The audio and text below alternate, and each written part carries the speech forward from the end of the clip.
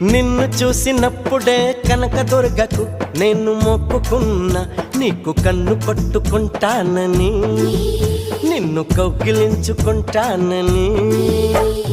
నిన్ను కొలిసినప్పుడే సాయిబాబాకు నేను మొక్కుకున్నా, నీతో సంధి చేసుకుంటానని, నీతో సందులోకి వస్తానని. రాఘవేంద్ర స్వామికి మొక్కుకున్నా, నీతో భాగస్వామి నవుతానని.